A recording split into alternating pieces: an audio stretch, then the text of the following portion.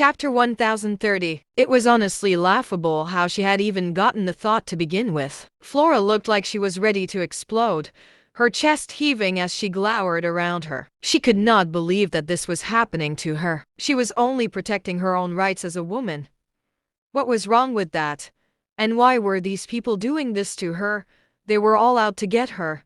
They were all out for her demise. Just then, Michael shouted, "Miss Duval, please control your emotions. Sit down." As a principal, Michael still held a certain amount of power over his students. Even Flora had no choice but to do as told, despite the indignant look on her face. "What positions does Miss Duval currently hold on campus, Mr. Finn?"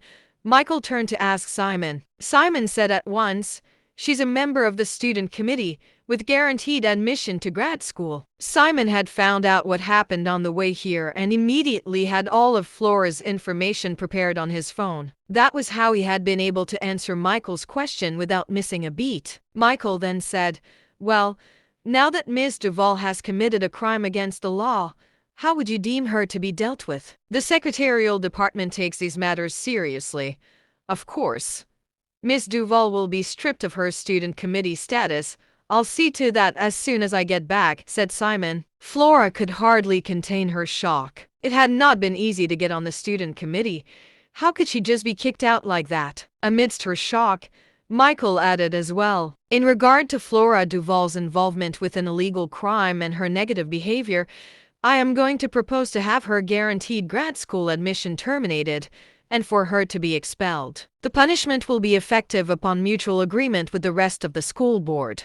Flora could hardly believe her ears, staring at Simon and Michael wildly. They were going to expel her over something so petty, ruining the rest of her life forever. "How could you do this, Mr. Finn? Principal Herman, you can't just expel me!" Flora screamed. Michael shouted at one, "Miss Duval, you still don't seem to understand the severity of your actions. Do you know how much harm you have caused Mr. Penn with your videos? Did you stop to think for a second just how he had gotten through all the cyberbullying coming his way today?" Flora was scared into silence from the sharpness in Michael's tone, collapsing into her chair. She could not believe that this had happened to her over something so small. Her mind was completely blank. The next second, however, she flew to her feet once more, looking around her furiously as she shouted, "You're all out to get me, aren't you? He's rich, right? He brought you out. Tell me the truth." That's exactly what he did. Everyone else could not help but shake their heads. What was wrong with this girl? The truth had been laid out plain and clear in front of her.